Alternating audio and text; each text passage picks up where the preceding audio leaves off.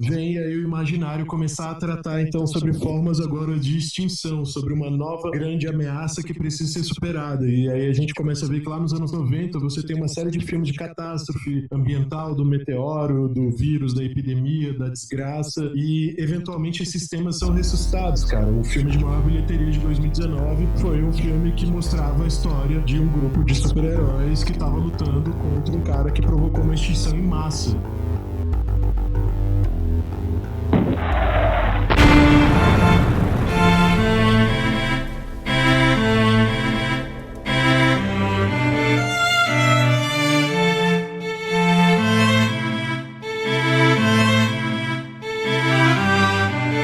Então é isso, senhoras e senhores, estamos de volta aqui mais uma vez para o seu Discutindo Resultados, o pós-DR. Estamos aqui na nossa segunda edição. Quem tá aqui hoje sou eu, Otávio Schwenk Morelli. Quem tá aqui comigo é... Gabriel Melo. E mais uma vez é um prazer estar aqui com vocês. A gente tem recebido alguns feedbacks bem legais do primeiro episódio do programa. E com esses feedbacks e também baseado no nosso propósito, a gente segue aqui para a segunda edição desse programinha. Hoje vamos pegar algumas notícias mais tensas, delicadas da interwebs e algumas nem tanto, e comentar aqui um pouquinho para vocês, né, associado também às nossas áreas de conhecimento, as nossas áreas de grande domínio.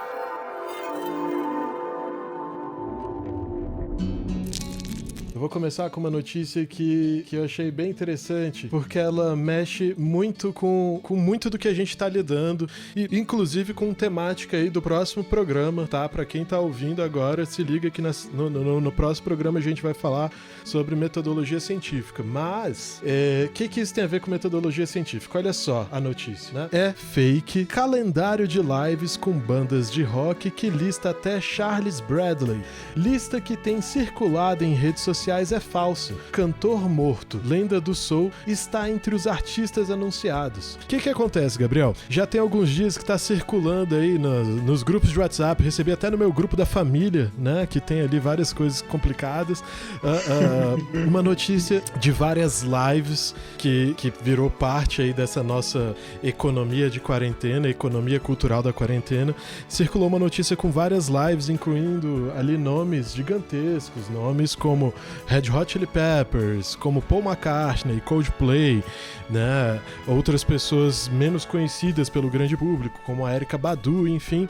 E no meio tava ali, inclusive, o Charles Bradley, né? Esse cantor de soul music que tocou no Brasil, inclusive, recentemente, lá pra 2017, 2016, pouco antes dele falecer, se eu não me engano. E, enfim, ele faleceu, mas, né, essa corrente que tá circulando fala sobre um show dele programado para esses próximos dias ao vivo.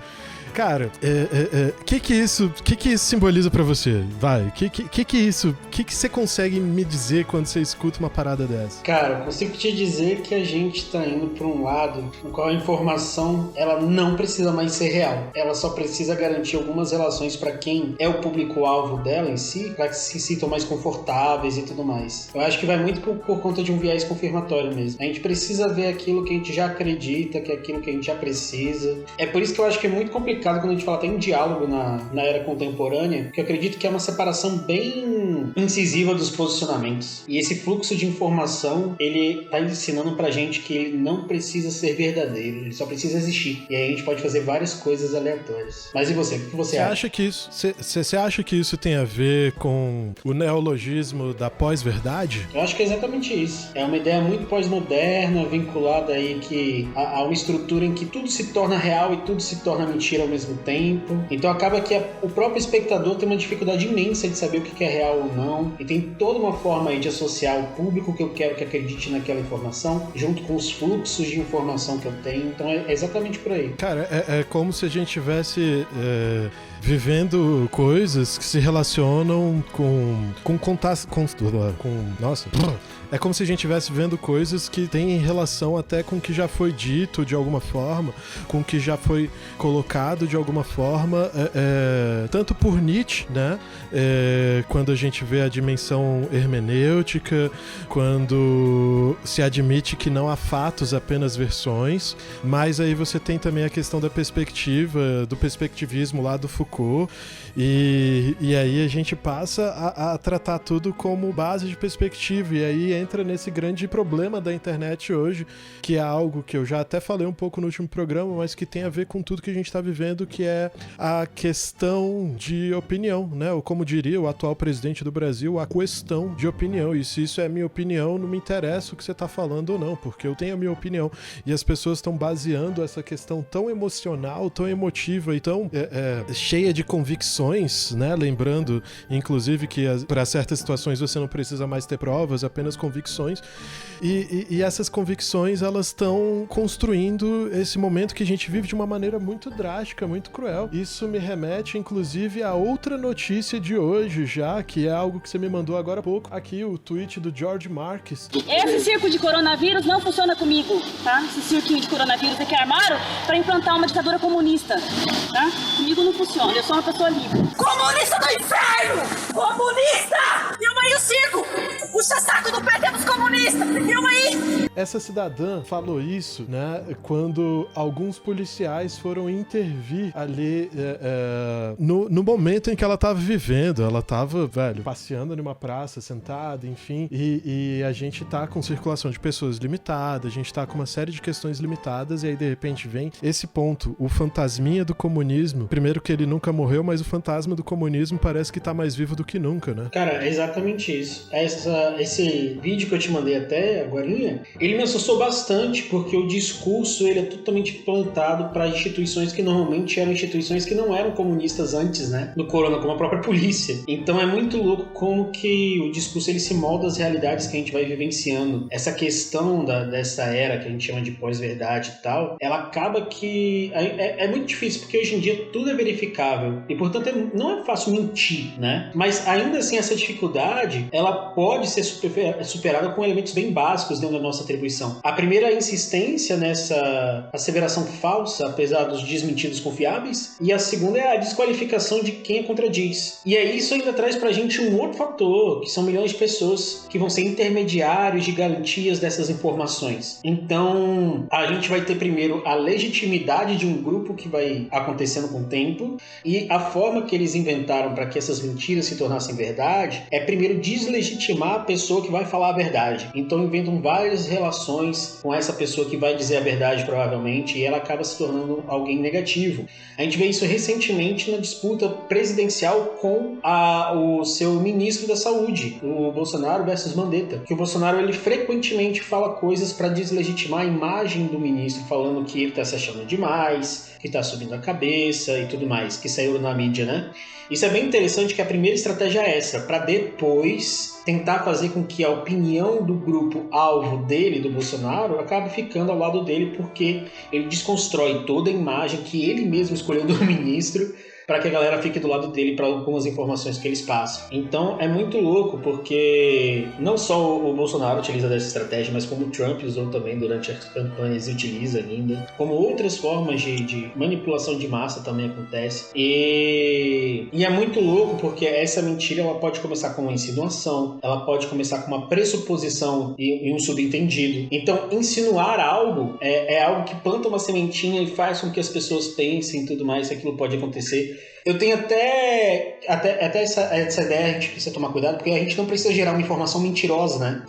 Basta que eu faça uma sugestão, uma insinuação. Isso já tiveram alguns casos que isso ficou bem evidente. Por exemplo, eu tenho um caso um goleiro de um time, ele saía do ônibus com a sua equipe para jogar no estádio, e ele é recebido por vaias por uma torcida da Espanha, e aí esse goleiro olha fixamente em direção aos torcedores. A câmera só vai focar nele, né? E deixa ele ali naquela situação que tá observando a situação que tá observando a situação que bosta. E deixa ele ali naquele momento em que ele vê a torcida xingando ele, e a forma que esse vídeo foi vinculado aos processos de comunicação foram mostradas só as insinuações. A torcida rival que vaiava e o jogador que olhava fixamente em direção aos torcedores. Não demorou a chegar ao momento em que o jogador havia sido um provocador, por exemplo. Ele estava provocando, chamando a torcida para xingá-lo. Então a insinuação ela também ajuda bastante. Isso acontece também no nosso cenário político. Eu acho que a política se absorveu muito disso, né, nos últimos anos. A outra coisa também que é uma dessas técnicas para a gente poder vincular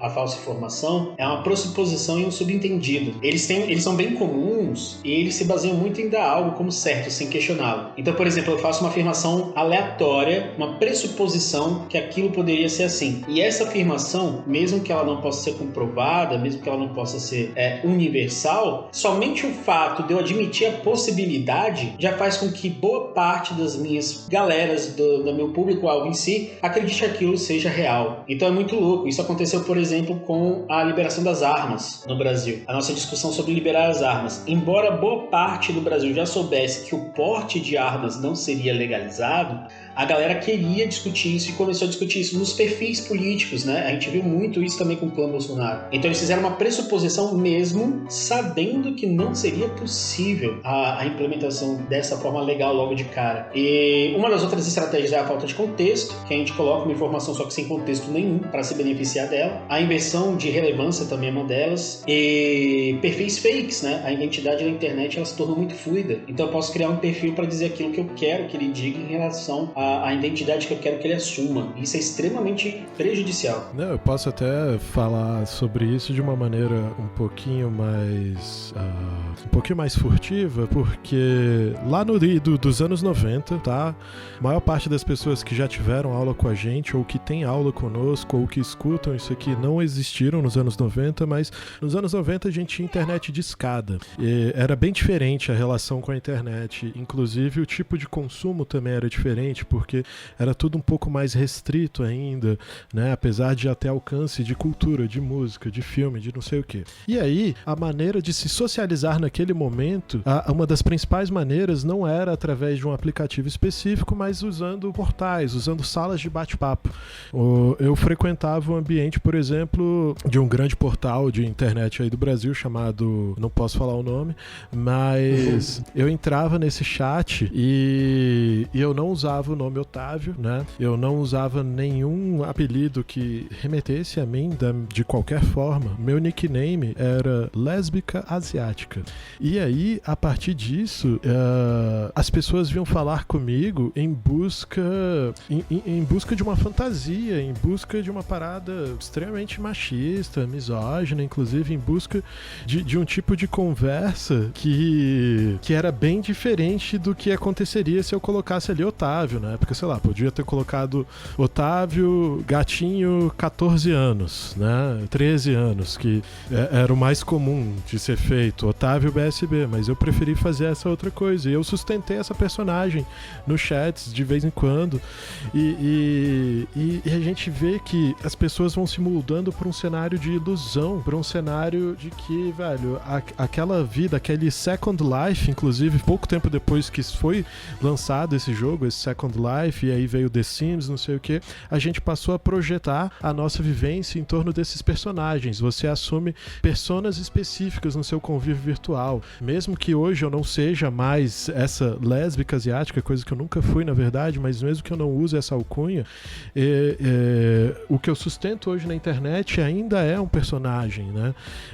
Da mesma forma que o que eu sustento em sala de aula, o que eu sustento aqui no podcast, o que eu sustento em todas as coisas que eu realizo são pequenos personagens que fazem parte dessa minha história e que eu vou moldando de acordo com o ambiente, que eu vou moldando de acordo com as pessoas.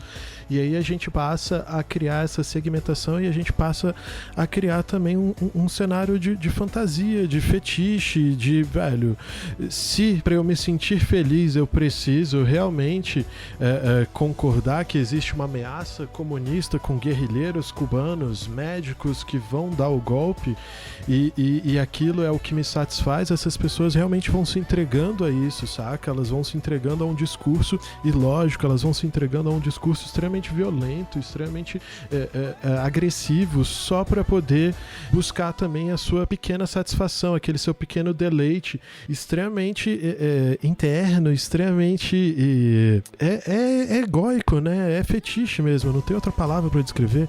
E aí a gente vê que o fluxo dessas informações, o fluxo desses cenários como um todo, ele é composto dessas projeções, dessas perspectivas. É muito comum no Brasil de hoje, e não só no Brasil, mas, né, a gente vai falar aqui dessa nossa realidade.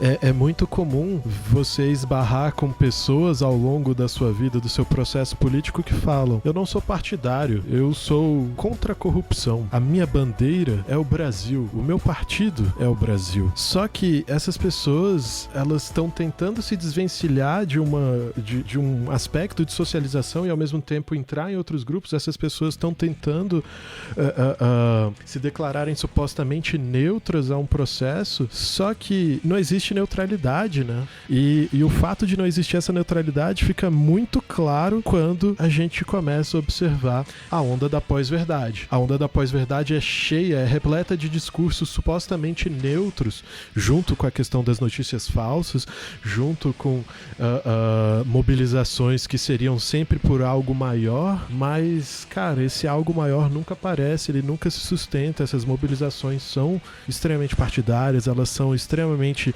heróicas no que diz respeito à figura, né? E aí a gente passa a criar esses mitos, a gente passa a criar essas questões essas pessoas tão horríveis que passam a fazer parte do nosso imaginário, que passam a fazer parte do nosso cotidiano. Não tem como hoje eu, nem você, nem nenhuma outra pessoa desse país não se relacionar direto ou indiretamente com o que a cúpula do Poder Executivo faz, com o que a cúpula do Judiciário, com o que as cúpulas do Legislativo fazem. A gente está se relacionando com isso constantemente e não tem mais uma escolha de ser ou não ser político, porque quando você escolhe, ou você supostamente escolhe isso, você está assumindo um personagem que colabora para um dos lados, e são vários, não são dois, né?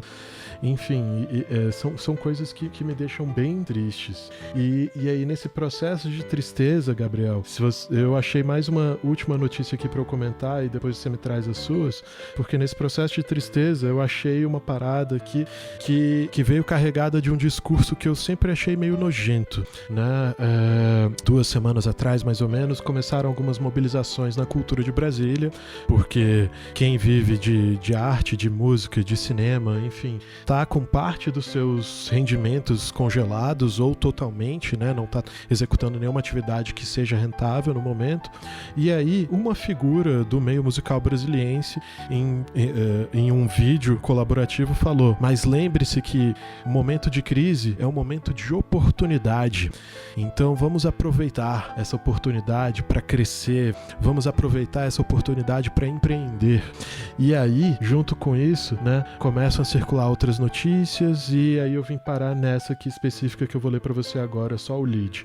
Os setores que ainda estão contratando em meio à pandemia. Covid-19 deve causar a maior crise no mercado de trabalho desde a Segunda Guerra, mas há oportunidades em alguns setores, não apenas na saúde. Cara, na hora que eu vejo isso, na hora que eu vejo essa perspectiva de que existem... as pessoas precisam de renda, né? Mas essa comunicação, ela precisa ser melhor pensada. Essa comunicação, ela precisa ser melhor trabalhada, porque o tipo de força de trabalho que a gente precisa agora talvez não atenda diretamente o tipo de população que mais precisa de trabalho agora. Lidar com essa perspectiva de que crise é um momento de oportunidade é uma perspectiva, ao meu ver, extremamente agressiva também, né? É uma violência de capitalismo, é uma questão de olhar para um cenário em que, velho, tem muita gente se fudendo, tem muita gente que quando terminar o confinamento talvez não consiga mais ver parentes porque esses parentes morreram, porque amigos morreram, porque pessoas ficaram doentes e não estão sendo registradas da maneira apropriada, porque não tem teste ou porque existem propostas governamentais divergentes, enfim. E aí quando vem um editorial de economia falando para você aproveitar a crise e empreender, cara, de verdade eu tenho vontade eu tenho vontade de dar um tapão, né, na pessoa que escreveu isso. Cara, eu acho que isso me deixa muito puto. É a síntese do nosso modelo de produção em torno da meritocracia. É exatamente esse discurso que a gente tem uma desestruturação, uma crise pandêmica e tudo mais, e a galera fala, não, mas se você se esforçar, se você perceber as mudanças econômicas, políticas e sociais, você consegue sair por cima numa grande oportunidade. Então, se a galera começar a perder o emprego, esse discurso ele funciona muito na relação individual e estrutural, porque o indivíduo ele acaba que se sente culpado se ele conseguir perder o emprego dele, se ele não conseguir manter suas relações estáveis, porque a gente fala para ele o tempo todo que ele pode gerenciar uma oportunidade numa crise. E essa meritocracia que é a base do nosso modelo de produção em torno da nossa cultura, que faz com que esse indivíduo ele se sinta mal e bem quando algumas coisas acontecem na vida dele. Então, quando ele consegue um emprego, por mais que seja um emprego que é subcateado, ou até mesmo um emprego informal, que talvez ele ganhe bem menos do que ele ganharia em outras relações, caso a gente tivesse uma outra estrutura econômica, ele fica feliz, ele fica tranquilo, porque ele fala, pelo menos eu estou me esforçando. Isso me remete até aquele vídeo, que aí a gente finaliza com outro vídeo também, que a gente vai analisar, que é do morador de rua que ele recebeu um tapa na cara quando ele pediu uma ajuda para um carro. Caralho. Você viu isso? Eu vi isso, que parada absurda, que parada desumana, né? Que o cara vira e ele fala, vai trabalhar, vagabundo, porque ele acha que aquela pessoa que tá naquela situação, provavelmente ela tá naquela situação porque ela quis. E isso mostra pra gente como que essa cultura toda é colocada dentro desses formatos midiáticos, de artigos, de revista, essas coisas assim. Essas são opiniões populares que acabam mantendo o sistema do jeito que ele é, agressivo, totalmente vinculado a vulnerabilidades, marginalizador. Então a gente vê como que isso é bem estrutural mesmo da nossa realidade. Cara, são estruturas muito nocivas, né?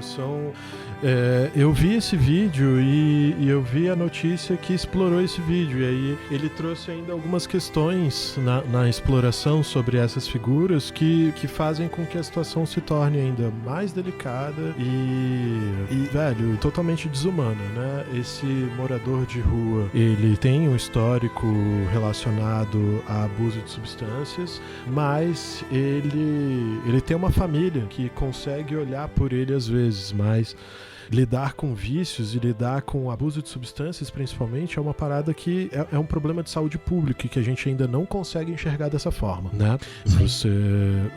Mas enfim, a sociedade trata o usuário de seja lá qualquer substância que é considerada ilegal hoje como parte de um lixo humano. Isso, na verdade, vai muito bem pelo contrário. A gente já vive uma sociedade de vícios, a gente já vive uma sociedade em que, velho, no banheiro de boa parte dos brasileiros existem remédios para dor, em uma camada talvez de mais acesso econômico existem remédios antidepressivos, às vezes sem receita, existem calmantes, remédios para dormir, existem remédios para acordar, existem remédios para comer, existem remédios para emagrecer, existem remédios, velho, para inúmeros fins, e isso são substâncias que essas pessoas também são adictas. Aí, em um segundo ponto, o agressor, ele é membro do Partido Social Liberal do Mato Grosso, o mesmo partido que elegeu o atual presidente do país. Isso traz pra gente questões extremamente desumanas, porque vale muito mais se posicionar e julgar a pessoa do que criar propostas de ajuda. Vale muito mais você se isolar, você se fechar, do que você tentar ouvir quais são aqueles problemas, quais são aquelas solicitações. Ninguém tem a obrigação de ajudar ninguém, mas a gente pode se ouvir, se apoiar e ajudar as pessoas a encontrarem caminhos de ajuda, às vezes, né? No momento em que uma pessoa é agredida pelo simples fato dela praticar um ato de mendicância, isso mostra que a gente já está, enquanto sociedade, a gente já não deveria mais existir, né? O ser humano em si, ele já é o grande vírus do planeta Terra, na minha opinião, e isso mostra pra gente também que a nossa sociedade está realmente evoluindo para processos ultracapitalistas mesmo, né? O capitalismo, ele está realmente chegando no ápice do seu desenvolvimento, e o ápice do desenvolvimento dele não é bom, ele não é proveitoso, ele não faz com que todo mundo seja feliz, contente, desenvolvido. Ele cria, na verdade, separações cada vez mais categóricas entre os vários nichos da sociedade, né? Uhum. Não, mas é exatamente isso. As apreensões, interpretações de mundo de cada classe, elas são vinculadas nas suas próprias classes. Então, a forma de visão que teve o indivíduo que agrediu é uma forma que ele está estruturado e é que ele pensa de fato na sua vivência.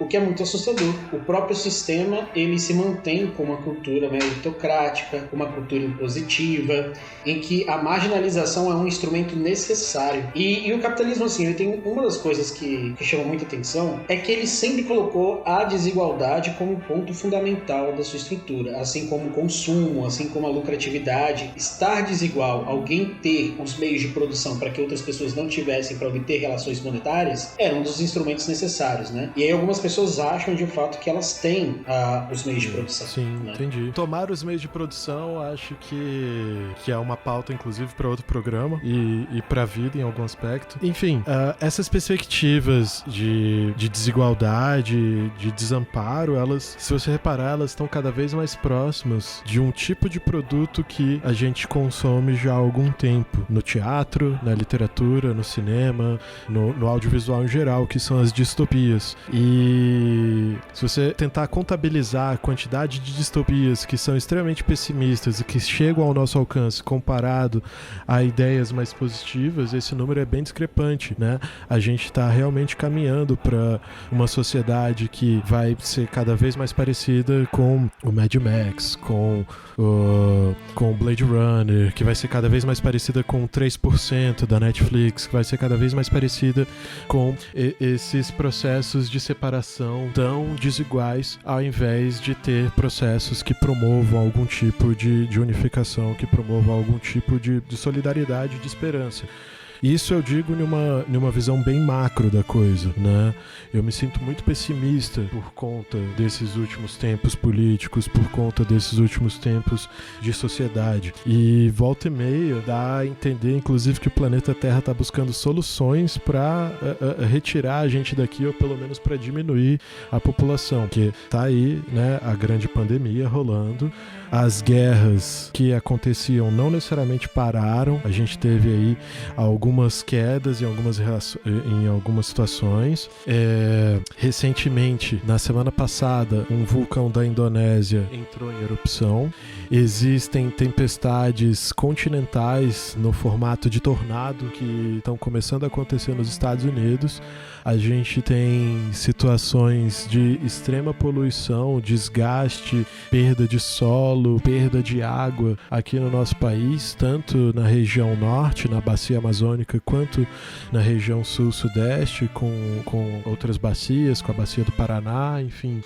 A gente está passando por uma série de problemas ambientais, uma série de problemas sociais, uma série de problemas políticos, e é difícil lidar com isso às vezes, porque esses problemas eles fazem parte de um grande sistema e a gente ainda não consegue enxergar esse grande sistema de uma maneira eficiente. Eles estão interligados, eles têm parte dos nossos problemas climáticos ambientais, parte não, na verdade quase que tudo, né? A Terra tem seus ciclos naturais, mas esses ciclos estão totalmente abalados pela presença humana e pelo método de consumo humano, pelo modo de vida.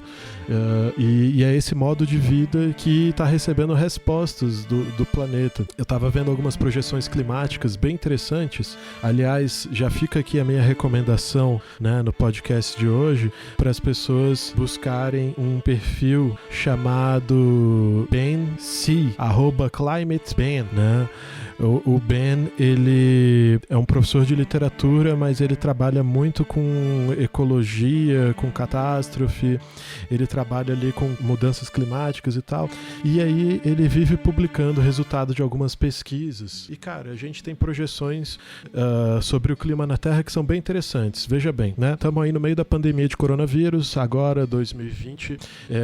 Segundo as projeções, isso deve chegar ao controle somente no meio do ano que vem, de fato, 2021. Só que depois do coronavírus e depois do vulcão e depois do tornado, a gente continua tendo projeções de grande aquecimento das temperaturas globais. Provavelmente, quando chegar na década de 80 desse século, o planeta não vai ter mais uma temperatura sustentável para a maior parte da sua população, né? Só vai ser possível morar em regiões muito extremas nos continentes, mas as regiões mais próximas dos polos. Isso se essas áreas não ficarem submersas, né?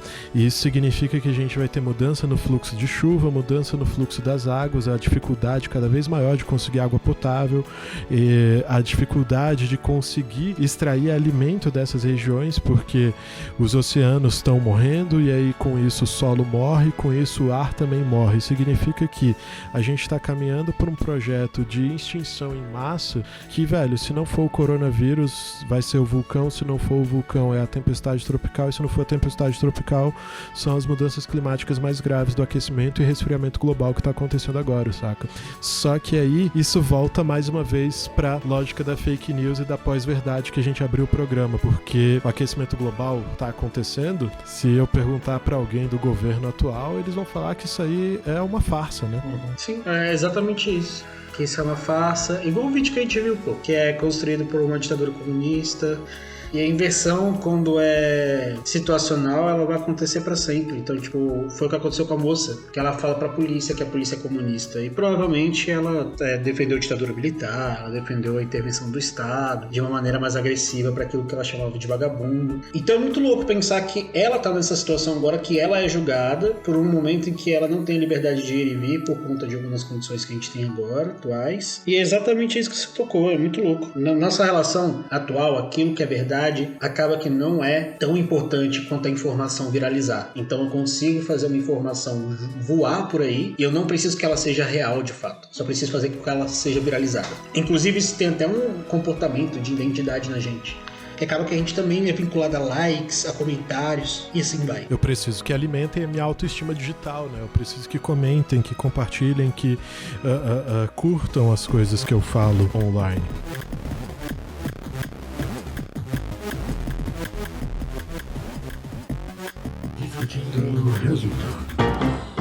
Oh baby, baby, how was I supposed to know that something wasn't right here? E aí, senhoras e senhores, esse foi o nosso bate-papo de hoje, mas você que tá aí acompanhando, discutindo resultados, tem mais ainda, né, pra interagir conosco. Quem entrou lá no Instagram hoje recebeu aí a possibilidade de fazer perguntas pro Gabrielzinho. Gabrielzinho, você tá aí? Tô aqui pra responder qualquer pergunta que vier. Eu selecionei só duas aqui, porque eu preciso selecionar as coisas às vezes, mas vamos lá. Primeiro, da usuária de Instagram, @EvelynJorge. Ela perguntou o seguinte, Gabriel: por que é tão difícil viver um momento histórico? Surto. E aí? É difícil viver um momento histórico por várias razões, entre as quais a gente pode elencar aí. Que a gente não se prepara adequadamente para viver uma crise, obviamente. A gente nunca acha que vai acontecer com a gente, sempre é com os outros. Então, normalmente a gente não consegue ficar a par direito. Na nossa relação atual, a gente ainda tem uma dificuldade maior com o fluxo de informação. Então a gente não sabe o que é real, o que é mentira, o que é só uma fantasia, o que é aquilo que a gente tem que ficar atento. A gente não tem uma cultura que a gente segue uma metodologia em torno de conhecimento científico. Então a gente vai ser pautado muito por afetividade e tudo mais. A gente tem uma estrutura brasileira que é extremamente mais pobre. Então a gente tem mais de 80 milhões de brasileiros que fazem parte da classe D e E e que conseguem fazer com que a gente tenha uma nova discussão sobre essa quarentena. Então são vários fatores que a gente vai ter dentro dessa realidade que podem explicar essas dificuldades. Então realidade de classe, realidade política, informação e assim vai. Perfeito. Espero que a Evelyn fique feliz com a resposta. Eu não fiquei porque eu acho bem trágico na verdade, mas é a vida. Separei aqui outra, né, do usuário de Instagram, um usuário muito intenso de Instagram, inclusive, @DiLacerdaVinicius. Haverá alguma mudança drástica no modelo capitalista ou é pouco provável? Acho que uma mudança drástica é pouco provável. Agora, mudanças estruturais e algumas relações de trabalho eu já acho mais provável. Como, por exemplo, a educação. A gente gravar um podcast é uma coisa nova, por exemplo, da nossa perspectiva. A gente gravar vídeos, podcast, a gente se inserir na educação de um jeito mais tecnológico muda. Agora, outros trabalhos também podem mudar essa forma aí de atribuição. Acho que alguns comportamentos nossos em relação à higiene podem mudar. Só que provavelmente a nossa estrutura do mercado capital ele vai continuar de uma maneira intensa, principalmente informacional. Acho pouco provável uma mudança drástica, mas acho provável algumas reestruturações, principalmente de poder, de dinâmica política internacional e assim vai. Cara, essas pequenas mudanças de estrutura, elas já estão dando as caras, né? Conforme a gente vê o avanço do próprio processo da pandemia. Primeiro que Estados Unidos, que é a grande hegemonia econômica do mundo, está vivendo o maior estágio de colapso dentro da pandemia, né? São as maiores quantidades de mortes. Saiu um relatório ontem, no domingo, dia 12, falando que a cidade de Nova York já atingiu uma quantidade de pessoas infectadas maior que qualquer outro país isolado do mundo. Significa que somente Nova York tem mais pessoas infectadas do que a Espanha, ou do que o Brasil, ou do que a China. Isso já é um número muito assustador. Nova York é uma cidade gigantesca, mas ainda assim é uma cidade que tem cerca de 12, 13 milhões de habitantes. Isso é um número muito, muito, muito grande, porque a população de Nova York, ela é infinitamente menor, por exemplo, do que a população espanhola, ela é menor do que a população da Itália, e ainda assim eles atingiram esses números tão absurdos. Só que isso vem causando mudanças nas relações de trabalho, isso vem causando mudança nas relações de distribuição de recursos. Em algumas regiões a gente vê que essas distribuições de recursos, elas estão realmente se readequando. No Distrito Federal, o governo do Distrito Federal, com o apoio do Sistema S, do SESC, enfim, etc., criou, né, alguns abrigos para a população de rua, para que essa população de rua também fique isolada. Eu comentei isso com a Sara no último programa, a gente precisa chegar em um estágio de colapso absoluto para conseguir ver que talvez existam formas de incluir socialmente, de dar dignidade humana para as pessoas que já estavam correndo, pedindo isso há muito tempo, né? Então essas pequenas estruturas eu acho que elas realmente estão mudando, e na macroestrutura a gente vê reposicionamentos agora das hegemonias e da maneira de pensar. A China está com a faca e o queijo na mão para começar a ditar regras de fato, e ela já tem feito isso de leve.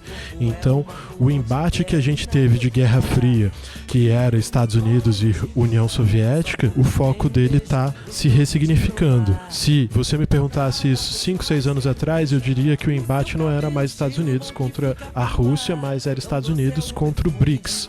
E agora eu vejo que talvez seja Estados Unidos, especificamente, né, em uma relação delicada e complicadíssima com a China, e o BRICS sendo levado nessa também. Só que aí o BRICS está em um processo ainda de fragmentação. A Índia tem um governo orientado à direita, o Brasil tem um governo neofascista, a África do Sul saiu de vários processos de inclusão social e entrou numa lógica também mais orientada a essa direita próxima do fascismo, e a Rússia, velho, é um cenário que eu não sei descrever pra você, porque a Rússia é tipo outro mundo. Mas a gente tá vendo que esses cenários todos, eles estão se reorganizando, né? Então, talvez não seja uma mudança no capitalismo em si, talvez ele se torne inclusive mais cruel, na verdade, porém com pequenos focos e pequenas possibilidades que demonstraram a possibilidade de mudança nesse cenário. Enfim, acho que eu não tenho mais nada pra falar aqui hoje. Você quer dar um recado, você quer lançar um meme, você quer recomendar alguma coisa, quer ler mais alguma notícia? Não, perfeito, acho que é isso mesmo, acho que é isso que a gente tinha pra hoje. Então, pede uma música aí, Gabriel. De uma música? Esse é o terceiro programa que a gente grava, que você grava, pede uma música. Uma música que eu quero ouvir é, então, A Lenda, de Sandy Júnior. Pra quem tá ouvindo, esse é o Discutindo Resultados. Segue a gente no Instagram, @Discutindo Resultados. Segue a gente no YouTube, youtube.com/DR para todos. Tem lá no Facebook também, é só procurar Discutindo Resultados. Segue os nossos perfis pessoais. Como que as pessoas vão te achar na internet, Gabriel? Elas me acham como Melo Gabrielme, com M's no final, Melo com 2 S. Se alguém quiser me procurar na internet, não recomendo, mas estou aí, né? @Octarzarp e @Octishvenk. Não vou soletrar, se vira e acha. No mais é isso, esse é o Discutindo Resultados. Um beijo pra todo mundo. Diga tchau, Gabriel. Beijo, galera. Tchauzinho. Tchau, Gabriel. Tchau, tchau.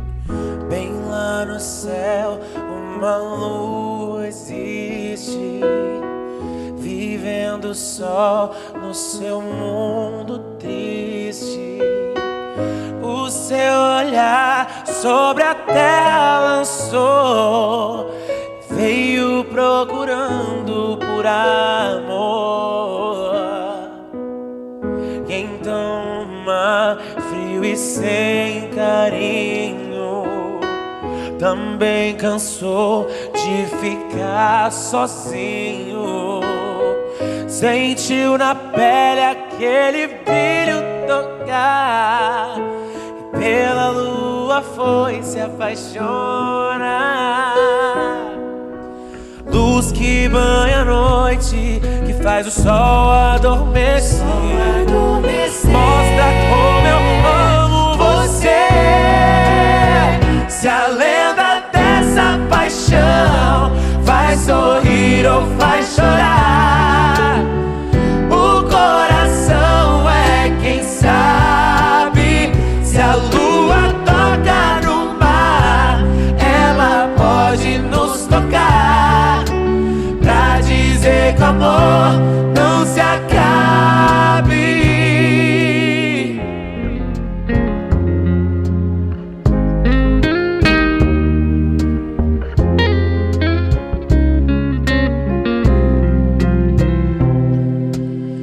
Se cada um faz a sua história, a nossa pode ser feliz também. Se um coração diz que sim a paixão, como pode o outro dizer não? Luz que banha a noite, que faz o sol adormecer.